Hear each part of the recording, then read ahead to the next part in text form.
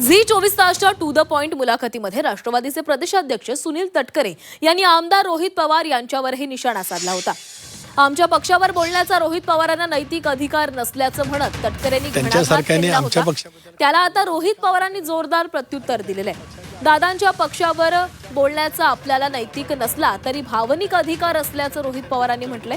सोबत आम्ही काय बोलावं हे तटकरेंनी आम्हाला शिकवू नये असा टोलाही त्यांनी तटकरेंना लगावलाय।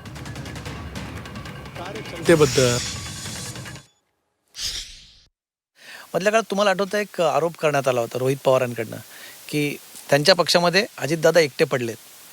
आता त्या अजून आरोपांना एक प्रकारे अजून बळच मिळतं असं तुम्हाला वाटत नाही? कसं आहे, त्यांच्यासारख्याने आमच्या पक्षाबद्दल काय बोलावं, त्यांना काय अधिकार आहे? अरे त्यांनी पक्षाच्या अधिवेशनात त्यांच्या प्रदेशाध्यक्षाचे जे वाभाडे काढले आणि त्याला त्यांच्या प्रदेशाध्यक्षांनी जे उत्तर दिलं नगरला आपण पाहिलेलं आहे ना। प्रदेशाध्यक्ष म्हणून जयंत पाटलांच्या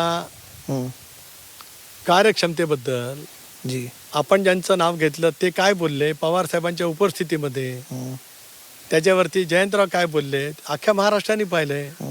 त्यांनी ते पहिलं बघावं आणि मग आमच्या पक्षात कोण एका त्यांचा काय अधिकार आमच्या पक्षाबद्दल बोलण्याचा, काय अधिकार काय पुसतो, काय अधिकार आहे? आम्ही एकाकी होतो का सोबत होतो त्यांना काय त्याची वाटण्याचं काय कारण? ते तर दादांपासून अलगच होते ना। बिलकुल। हां, मग त्यांना काय बोलण्याची नैतिकता आणि नैतिक अधिकार?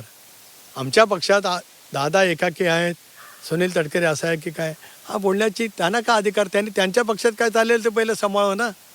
कशाला दुसऱ्यांच्या वतीमध्ये फिगर आउट करावं, बोलावं ना? त्या नाही, त्यांच्या कुटुंबाचे सदस्य आहेत त्यामुळे त्या याच्याने बोला। कुटुंबाचा सदस्य भाग वेगळा, राजकीय परिवार आहे। बघा कमलेशजी, तुम्ही ज्येष्ठ आहात, आपल्याला नम्रतेची विनंती करतो, आमच्या पक्षात डोकवण्याचा इतरांना का अधिकार? परिवार परिवार आहे ना, हा काय राजकीय परिवार नाही ना। हा राजकीय परिवार राष्ट्रवादीचा दादाने उभा केलेला परिवार आहे। आम्ही सर्वांनी मिळून का अधिकार पोचतो?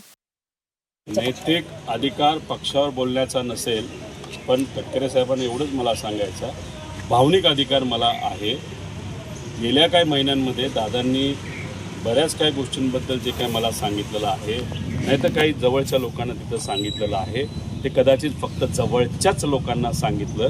काही राजकीय लोक सगळेच जवळचे असतात असं नाही, पण आम्ही भावनिक आहोत आणि भावनिक दृष्टिकोनातून आम्हाला जे वाटेल ते, पण ते जे योग्य असेल ते विना राजकारण आणता ते आम्ही बोलू शकतो। त्यामुळे कुणीही आम्हाला सांगू नये काय बोलायचं आणि काय नाही बोलायचं।